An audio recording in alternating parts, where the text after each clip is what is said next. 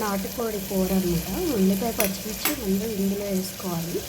నాటుకోడి కోడి కూరని చక్కగా నీట్గా కడిగి పెట్టుకోవాలన్నమాట. చక్క ఉల్లిపాయలు బ్రౌన్ కలర్ వచ్చే వరకు వేయించుకోవాలి. మీలో ఎంతమందికి ఇష్టం నాటుకోడి కూర? నాటుకోడి కూర గారెలు చాలా బాగుంటాయండి, మినప గారెలు.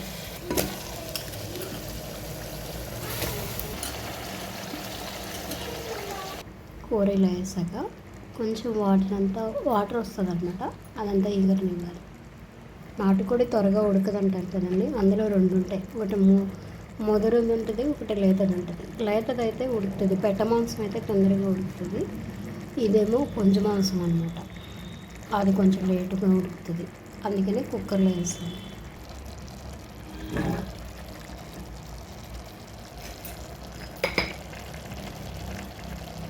కూరలు ఒక్కొక్కరు ఒక్కొక్క పద్ధతిలో చేస్తారు కదా. ఇప్పుడైతే ఉప్పు వేసుకుందాం.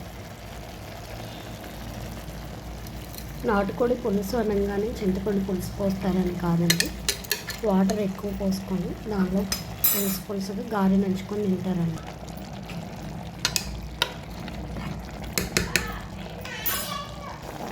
ఇప్పుడు 2 స్పూన్లు అల్లం పేస్ట్ అయితే ఫ్రెష్గా ఉండాలండి, అప్పుడే బాగుంటుంది కర్రీ. నిలవదైతే బాగుంటుంది. అల్లం పేస్ట్తోనే టేస్ట్ వస్తుందండి నాటుకోడి కూరనే కాదు, చికెన్ కానీ మటన్ కానీ ఏదైనా. ఇప్పుడు పసుపు పోసుకొని కొంచెం వాటర్ ఎక్కువే పడతాయి కోడిలోకి. ధనియాలు కొంచెం, పొడి మసాలా అన్నమాట, కొంచెం లవంగాలు, కొంచెం గసగసాలు అన్నమాట. ఈ కొంచెం ఏం చేసుకొని ఉల్లిపాయలు వేసి కొంచెం ఎండుకొద్దాం. ఇప్పుడు ఒక టమాటా, ఎందుకంటే మనం ఏమీ గ్రేవీ రావడానికి వేయట్లేదు కదా, అందుకని ఒక టమాటా వేస్తాం.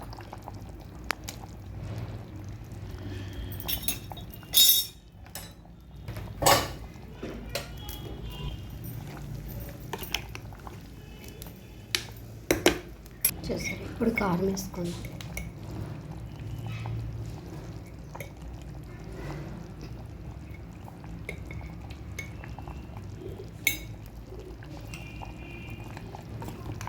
ఇప్పుడు కుక్కర్ మూత పెట్టాలి.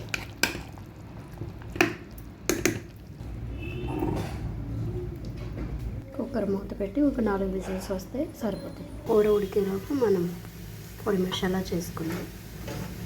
వేయించినవన్నీ మిక్సీలో వేసేసుకొని చిన్న జార్లో, తర్వాత కొబ్బరి వేసుకోవాలి. ఒకసారి మిక్సీ పట్టాలి, పౌడర్ అయిపోయింది. ఇప్పుడు వెల్లుల్లిపాయలు వేసుకో. ఇవి వలవకుండానే వేసుకుంటే బాగుంటుందండి, నేనైతే అలాగే వేస్తాను. చూసారా, పొడి మసాలా రెడీ అయిపోయింది. కూర అయిపోయాక వేసుకోవాలి. ఇలా వేసుకుంటే టేస్ట్ చాలా బాగుంటుందండి. మీరు కూడా ఒకసారి పొడి మసాలా వేసి ట్రై చేయండి.